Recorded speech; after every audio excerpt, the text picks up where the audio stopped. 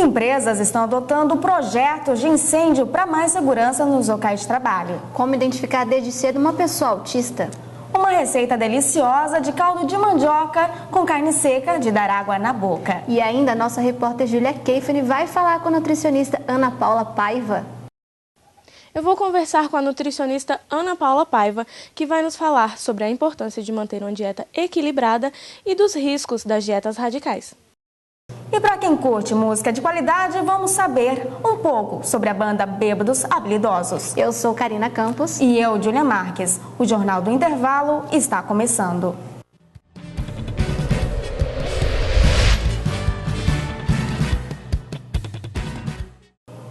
Você sabia que muitas empresas estão investindo em formação brigadiça para a segurança do trabalho? Pois é, diante de inúmeros casos de acidentes por incêndio, empresas estão sendo mais cautelosas quanto a isso. Confira. Uma das maiores tragédias do país, quem não se lembra do incêndio que ocorreu na Boate Kiss, que deixou várias pessoas mortas e dezenas feridas. Após o acontecido, inúmeros casos, várias empresas estão adotando projetos de incêndio. Um incêndio pode acontecer em qualquer lugar, porém o risco se torna menor com medidas de segurança, já que em momento de desespero é normal ficar em pânico e não saber lidar com a situação. Porém, em uma ação correta e eficaz é fundamental para salvar vidas. Mário Borges é um engenheiro civil em uma empresa especializada no ramo de engenharia contra incêndios. Atua como criador de projetos, na área que vai desde prevenção até a sua execução.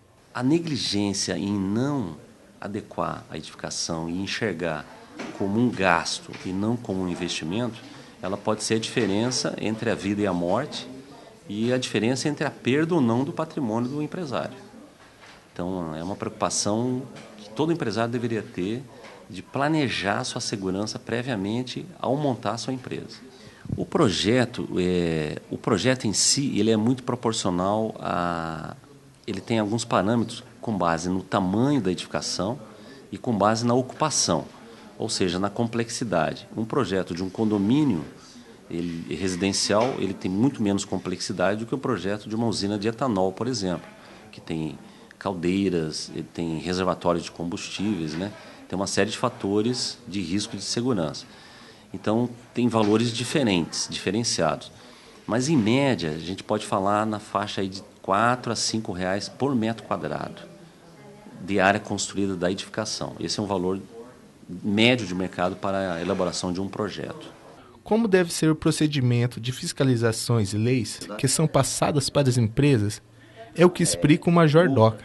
A vistoria do Corpo de Bombeiro consiste na regularização do comércio em geral, com relação à Lei 4.335, que dispõe sobre prevenção e combate a incêndio no estado de Mato Grosso do Sul. As vistorias elas podem ser solicitadas em loco, nos quartéis, ou através do site do Corpo de Bombeiros do estado de Mato Grosso do Sul.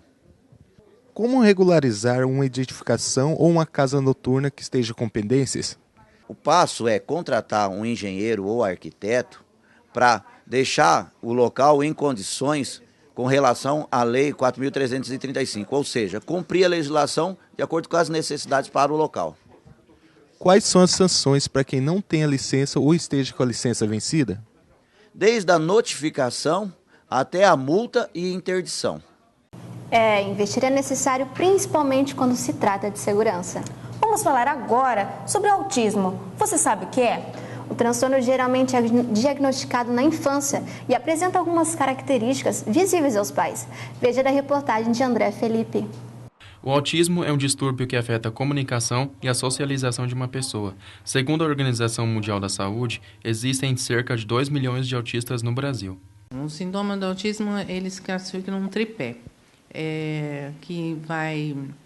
são a fala, comunicação e a interação social, né? Que são as características mais fortes, né, do autista, né? Que é aquela criança que não consegue se comunicar direito, não consegue expressar o sentimento que ela está sentindo e vive no mundo dela, né? Vamos dizer. Segundo os estudos do pesquisador Alisson Mottri, o cérebro de uma criança com autismo tem alterações morfométricas e funcionais, isto é, pode ter várias formas ou tamanhos diferentes, e a cura para isso pode estar uma substância chamada hiperforina, encontrada na erva de São João. Os níveis de autismo variam de leve a severo. Autistas leves têm dificuldades na interação social, mas podem viver normalmente. Já o autista severo é incapaz de se comunicar e se mostra indiferente às outras pessoas. A criança leve, geralmente, ela vai desenvolver a fala. Geralmente, o autista desenvolve a fala com acima de 4 anos de idade, 5 anos de idade, quando desenvolve a fala. Então, assim, ele já é considerado mais leve. Aqueles que a gente considera assim, verbal e não verbal, né? Então, por exemplo, o autista que fala, então ele é o verbal. E aquele que não fala, ele não é não verbal. Não que ele não saiba falar, na realidade, ele tem uma dificuldade na área da comunicação. Então, por isso que ele não usa a fala corretamente. Giovanni é autista. Ele é obcecado por computadores, séries e animes. Ele foi diagnosticado com autismo avançado. Ele tem grandes dificuldades na comunicação e na interação social. Olha, o Giovanni aprendeu a gostar de séries porque ele tem um irmão, é mais velho que ele ia bastante brincar em casa com os amigos, ele ficava olhando, de curiosidade, ele se interessou.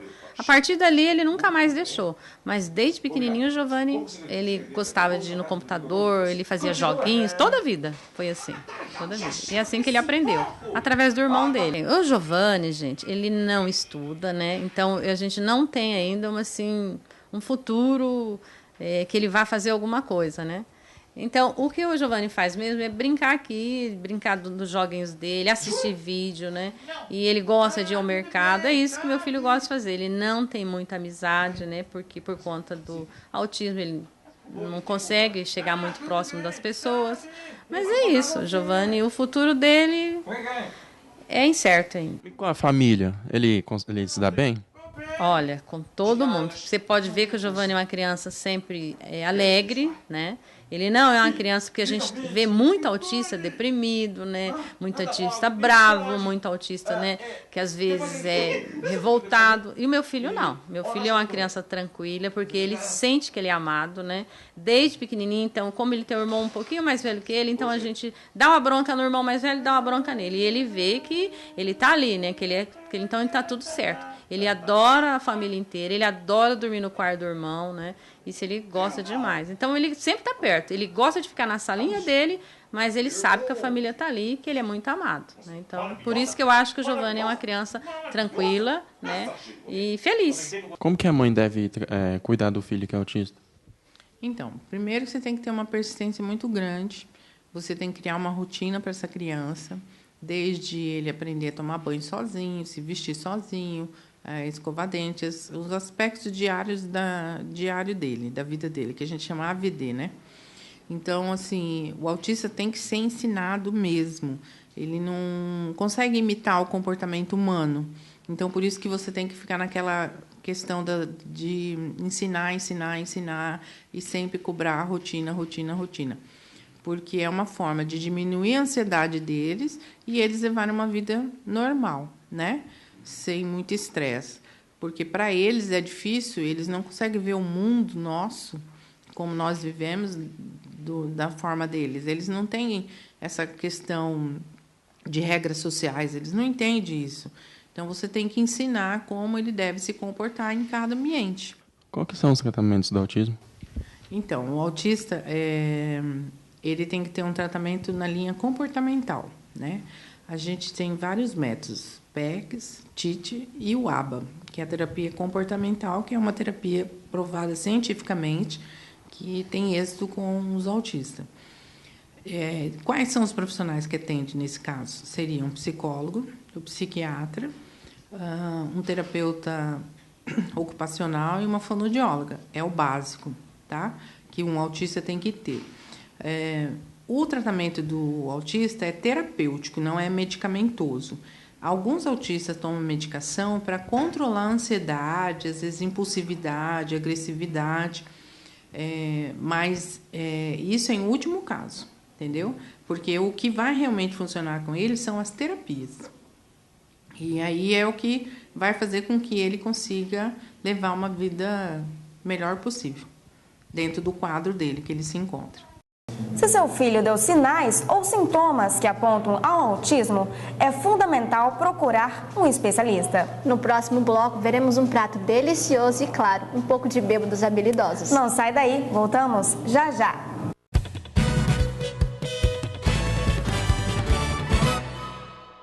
Dor de cabeça, dor nas articulações e no corpo todo, febre. Se você sentir algum desses sintomas, procure imediatamente uma unidade de saúde do SUS. Pode ser dengue, chikungunya ou zika. Não dê folga para o mosquito. Vamos nos unir para acabar com essas doenças.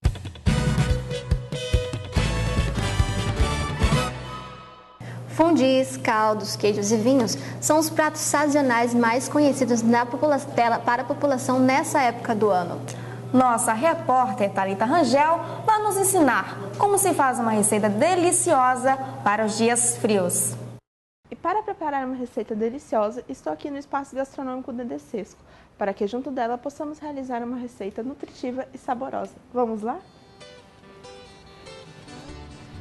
Bom, gente, eu estou aqui com os cozinheiros Joaquim Aguiar e Dedê Sesco, que hoje vai nos ensinar uma receita tipicamente somatogrossense, né? Oi, gente, como é que vocês estão? E aí, tudo bem? Olá, tudo bem? É um prazer estar aqui com vocês. E os ingredientes são 300 gramas de carne seca, uma xícara de mandioca picada, uma cebola média, 4 dentes de alho, 4 tomates sem pele e sem semente, pimenta dedo de moça a gosto, 1 litro de creme de mandioca, cheiro verde a gosto, óleo. Qual que é o primeiro passo? Tá, nós vamos colocar um pouco de óleo aqui e essa carne seca aqui que tá desfiadinha, eu vou dar uma fritada nela aqui e depois eu vou colocando na sequência os temperos, cebola, alho. Vou pôr primeiro a carne, tá? Porque daí ela vai dar uma coradinha aqui.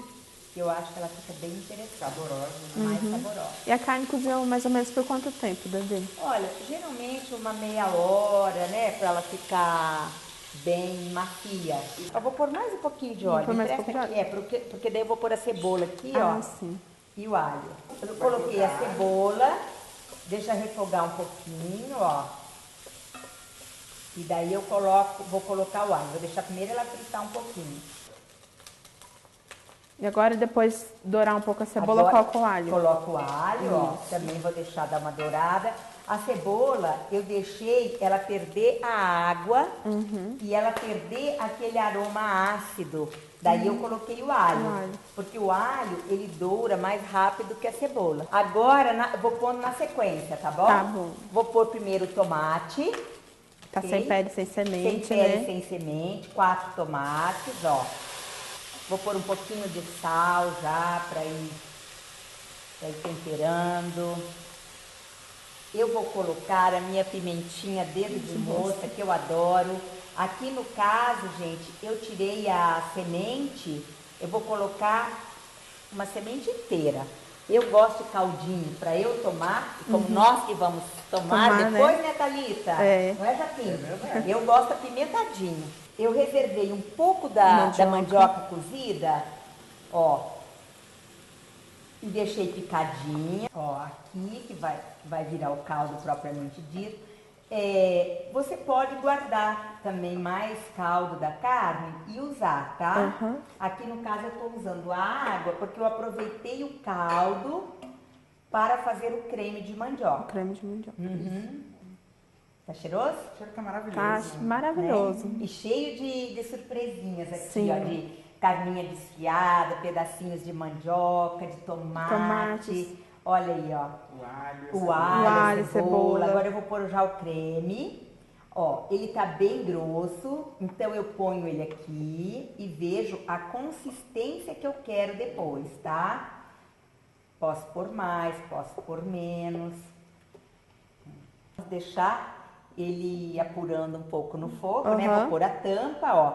Ele vai ficar aqui, vai ferver e daqui a pouquinho a gente volta. Isso.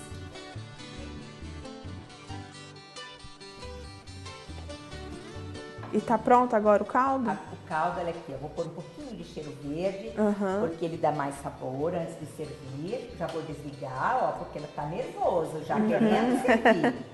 Maravilhoso. Né? Gente, é o cheiro da nossa terra, não é? Sim. Lembra a infância isso. Nossa, esse cheiro... A comida da avó, né? Esse A tempo que comida tá frio. perfeito, Família. fica maravilhoso pra Alma, vocês. né, Thalita? Ó, Sim. Thalita, eu vou pôr aqui e você que vai ser nossa aprovadora. Né? Ah, maravilhoso. Adorei. Você adorou, né, Thalita? Ó, mais um cheirinho verde aqui. Pra dar uma Porque decorada. dá sabor e decora, ó. Thalita, nossa aprovadora oficial. Cuidado, que tá muito quente, hein, Thalita? E agora, gente? Mas tem que aralhar. Apreciar. Tá quente? Vamos ver, esperar um pouquinho, né? Porque, gente, tá pegando muito fogo. Quente. Tá pegando fogo também. Não tá muito quente? Nossa, muito bom. Parabéns, Dedê. Nossa. Obrigada, Maravilha. Olha, Thalita, se é pra pela falar de oportunidade. cultura gastronômica, é pra falar com essa mulher aqui maravilhosa, o Joaquim também.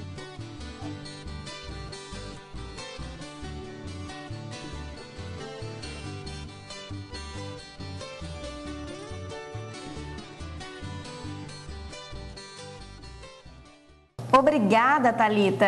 Vamos conversar agora com a nossa repórter Júlia Keifani, que está no escritório da nutricionista Ana Paula Paiva. Voltando a falar de alimentação, eu estou com a nutricionista Ana Paula Paiva, que vai nos falar um pouco sobre os riscos de fazer dietas radicais para a perda de peso em pouco tempo. Quais são os riscos dessas dietas? Eu gostaria de agradecer a oportunidade em falar um pouquinho sobre alimentação saudável e a importância de fazer um acompanhamento nutricional. Um dos piores consequências de realizar uma dieta, dessas dietas radicais, é a questão de restringir os macronutrientes, que é o carboidrato, proteína e lipídio. O carboidrato entra como a nossa principal fonte de energia, né? A maioria das pessoas buscam esse tipo de dieta porque no início causa, sim, uma perda de peso rápida, porém, o ganho após o período de adaptação do organismo vem ao dobro, né? E uma das piores consequências é a perda de nutrientes, é a falta de vitaminas e minerais, a pessoa fica sonolenta, mal-humorada em muitos casos. Por isso que a parte mais ideal, a coisa mais ideal de fazer acompanhamento nutricional é a adequação, justamente de todas as nossas fontes de energia, né, para que haja o equilíbrio. A gente sempre fala muito em equilíbrio, tanto em qualidade quanto em quantidade. Esse é o segredo, principalmente para perder peso de forma equilibrada, no tempo correto, né? Uma perda de peso que você não vá ter o ganho rápido novamente, como essas dietas restritivas, né? Hoje em dia existem vários tipos de dieta. Dieta da proteína, que é bem conhecida, onde a pessoa acaba privando o organismo do carboidrato e faz a ingestão muito alta de proteína. No início, essa dieta tem sim um resultado, porém depois o nosso organismo sente a falta do nosso principal combustível, que é o carboidrato, e o peso volta o dobro. Por isso que a dieta restritiva nunca é o início para você ter uma melhora na qualidade de vida. Existe o risco de adquirir alguma doença metabólica? Sim, né?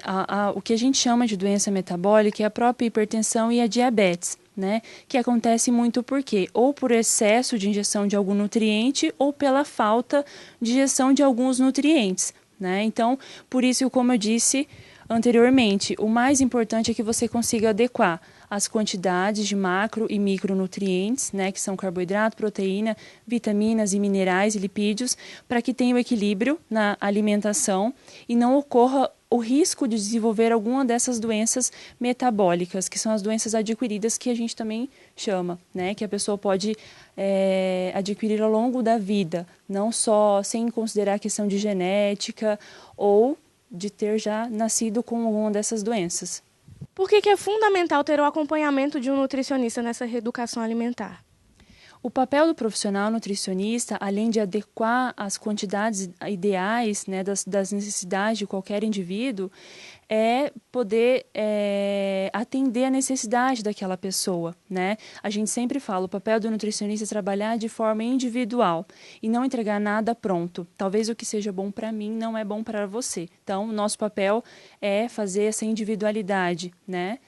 Que é o mais importante para a gente ter um sucesso em um acompanhamento nutricional e alcançar o objetivo do nosso paciente. Voltamos ao estúdio, é com vocês. A banda Bêbados Habilidosos foi formada por amigos que dividiam da mesma paixão, o blues. Com o repertório boêmio, a banda marcou a história do blues brasileiro. E para saber mais como surgiu a banda, confira na reportagem de Daniel Santos. Boa noite, estamos aqui com o integrante da banda Bêbados Habilidosos, Marcelo Rezende. Boa noite, Marcelo. Boa noite, Daniel. Boa noite a todos os telespectadores. Então, Marcelo, nesses 24 anos da banda... A gente tem uma história... Existe um período pré-banda que existia Blues Band ainda, né? O Bêbados Habilidosos surgiu a partir da Blues Band. E a banda estava se deteriorando, estava acabando já, e a gente começou a ensaiar com o Renato. Então a gente não costuma tirar uns 2 aninhos aí, deixa 22, porque esses 2 anos a gente era um negócio que a gente estava se preparando para montar o Bêbados. Tanto é que não tinha nome, era Renato e banda, ele odiava que chamava de banda. Ele e o Ednei montaram Bêbados Habilidosos, comigo e o Rodrigo, né? E no caso, o Fábio Brum e o Marcos e a Luz montaram o Banda do Velho Jack. Então essas 2 bandas surgiram a partir do Bêbados Habilidosos. É uma banda que ficou muito conhecida pelo nome, assim, no estado. Se você falar Bêbados Habilidosos, acho que praticamente todo mundo conhece. É impressionante como que o Bêbados ele rompeu fronteiras. A gente tocou em São Paulo. São Paulo foi muito bom para nós, assim, acho que foi uma grande porta que se abriu. Mas para você ter uma ideia, o que assustou muito a gente tinha fã-clube no Amapá. Tem uma banda aqui, os meninos do Facas Voadoras foram tocar lá no Amapá e falou, mas sei lá, vocês têm um fã-clube lá, velho.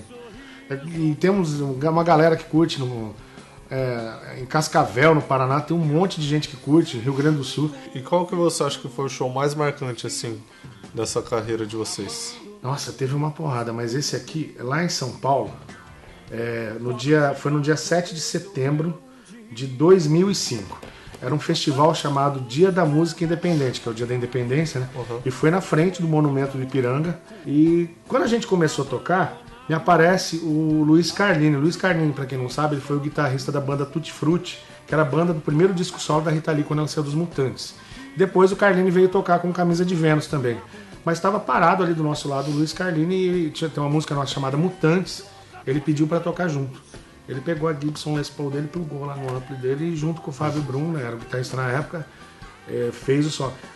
Pô, você pensa, eu no caso, né, um moleque que sai de Campo Grande, Mato Grosso do Sul, um público de 35 mil pessoas, na frente do Monumento do Ipiranga, lá em São Paulo, e você tá tocando com um ídolo teu de infância, de adolescência.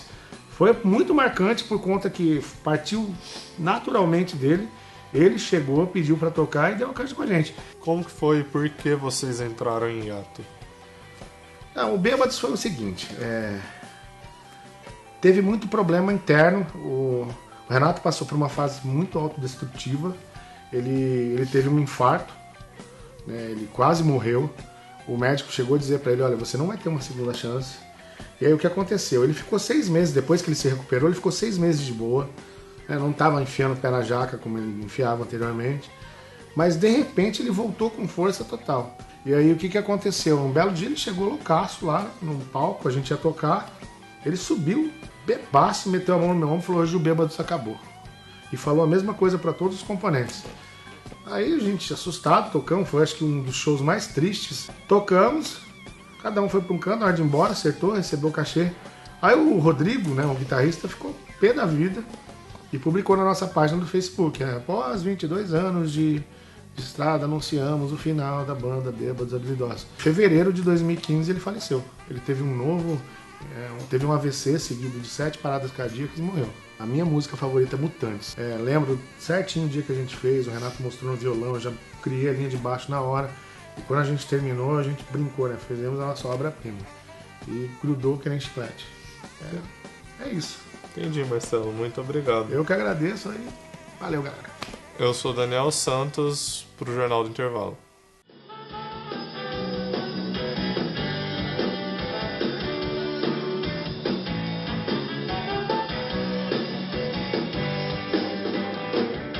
O que hoje somos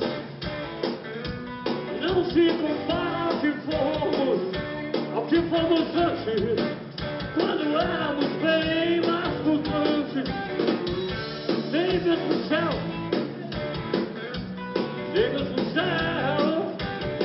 nem mesmo no céu é azul.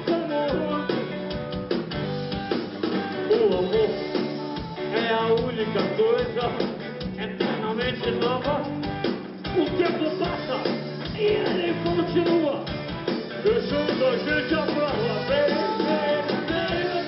Quando eu disser que te amo, diga que me ama também. O Jornal do Intervalo vai ficando por aqui. Obrigada por nos acompanhar e até a próxima. Até a próxima.